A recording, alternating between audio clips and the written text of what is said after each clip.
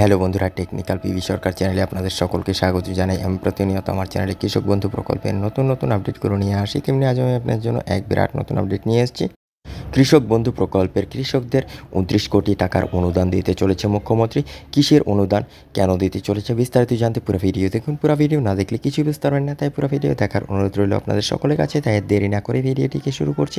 ভিডিওটি ভালো লাগলে লাইক করবেন, কমেন্ট করবেন, বন্ধুদের সঙ্গে শেয়ার করবেন এবং আমার চ্যানেলে নতুন হয়ে থাকলে চ্যানেলটিকে সাবস্ক্রাইব করবেন। ধন্যবাদ, পাশে থাকবেন। রাজ্যের ১,৭,০০,০০০ কৃষকের ব্যাংক অ্যাকাউন্টে মোট ২৯ কোটি টাকা দিতে চলেছে মমতা বন্দ্যোপাধ্যায়ের সরকার। কৃষক বন্ধু প্রকল্পের অধীনে আর কিছুদিনের মধ্যে এই টাকা পাঠানো শুরু হবে। ৬ জেলার ৭টি বিধানসভা উপনির্বাচনে ভোট গ্রহণ হয়েছে ২৩ নভেম্বর ফল প্রকাশ। তারপর রাজ্যের কোথাও আর নির্বাচনের আদর্শ আচরণবিধি লাগু থাকবে না। এই অবস্থায় বিভিন্ন প্রকল্পের সুবিধা সাধারণ মানুষের কাছে পৌঁছে দিতে তোড়জোড় শুরু করে দিয়েছে নবান্নের অন্দরে।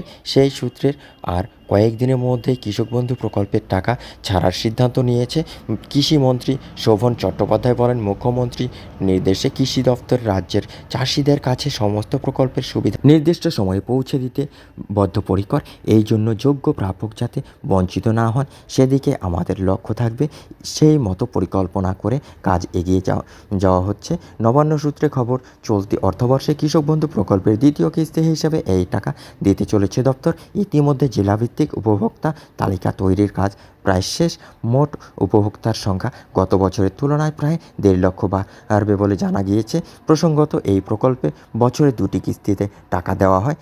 চাষ জমির পরিমাণ অনুযায়ী একজন কৃষক বছরে সর্বনিম্ন ৪,০০০ টাকা থেকে সর্বোচ্চ ১০,০০০ টাকা পর্যন্ত আর্থিক সহায়তা পেয়ে থাকেন। লোকসভা নির্বাচনের পর অর্থাৎ মাস ৫ আগে চলতি বছরে প্রথম কিস্তির টাকা দেওয়া হয়েছিল। ২০১৯ সালে এই প্রকল্পের চালু করেন মুখ্যমন্ত্রী। এতদিনে প্রকল্পের মোট উপভোক্তার সংখ্যা ১ কোটি ছাড়িয়েছে।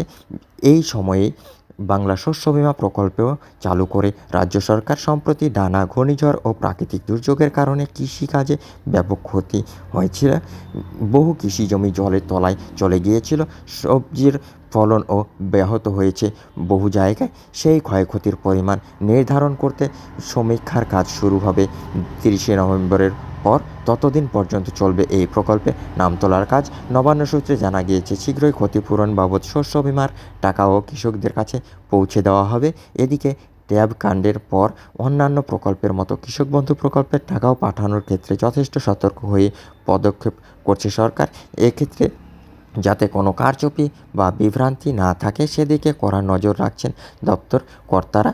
কৃষিমন্ত্রী জানিয়েছেন, কৃষক বন্ধু এবং বাংলা শস্য বীমা এই দুই প্রকল্পের ক্ষেত্রে উপভোক্তাদের আধার কার্ড সহ অন্যান্য প্রয়োজনীয় তথ্য নেওয়া হয়। কিছু উপভোক্তার ক্ষেত্রে আধার পূর্ণ যাচাই করে নেওয়া হবে। বন্ধুরা, এই ছিল আজকের আপডেট।